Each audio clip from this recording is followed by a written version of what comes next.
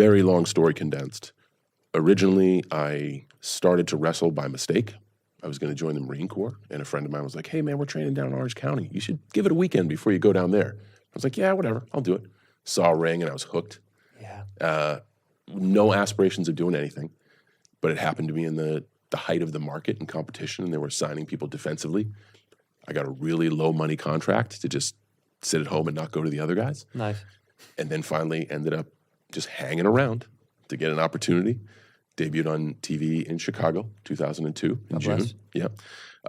At the United Center? Where was it? We always run Rosemont.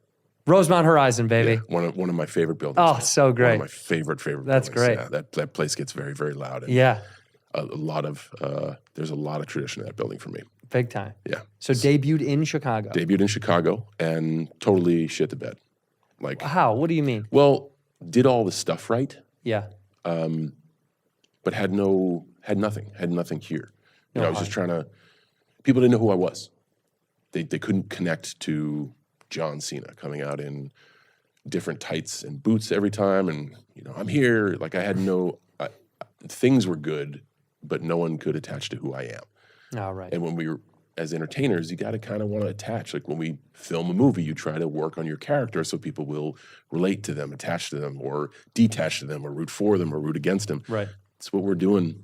I am willing to bet that it's a similar perspective and trajectory in stand-up. Same thing. You want people to like and identify with your style, or be adversarial to it and call you out to drum up a little bit more, awareness. And so I was about to get fired because I wasn't doing well, and I was on my final overseas tour in the UK.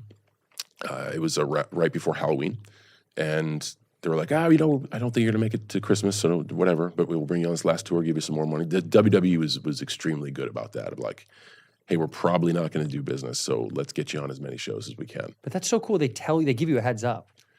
Versus other pro sports where a lot of times it's like you wake up to a phone call that's like, you're cut. I just knew the writing was on the wall, and like it wasn't. How do you know that? I genuinely. Because when you go out there, you use your ears. And when the sound is not just silence, not just apathetic silence, Right. but shoes going up to the concourse to get hot dogs. You hear a guy in the bathroom? Yeah, it's kind of like, Yeah. So by mistake, I kept to myself. I didn't want to rock the boat, but like, okay, my time's coming to an end, so I'll enjoy this. On the tour bus overseas, they travel us all together, and some of the guys are freestyle in the back. So I just went in the back and waited for my turn and joined in and just did the best I could. And ripped. And just tried to unleash the fury. Cut it on out. everybody. You ripped. And the front of the bus was Stephanie McMahon, and she was head of the writing team. McMahon's daughter. Yep, head of the writing team at the time. And she was like, how did you remember all that? And I kind of explained to her the concept of freestyle. And she's like, well, make something up about me right now. Sure enough, on the spot, I spit a few bars. And she's like, do you want to do that on TV? Yes, please. Yes. And it just so happened to be the Halloween episode of SmackDown. Oh, wow. So the character shift wasn't like, well, why is he doing that? It started as a costume and then just kind of went into that. Wow. happened. What It's did you crazy wear accident. when you did it on Halloween? A crazy sequence Vanilla Ice outfit with a huge Vanilla Ice wig.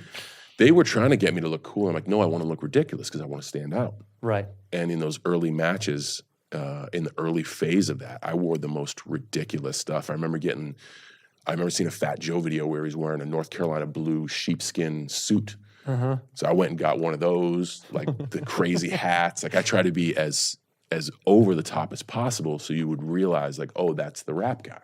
Right. And it worked.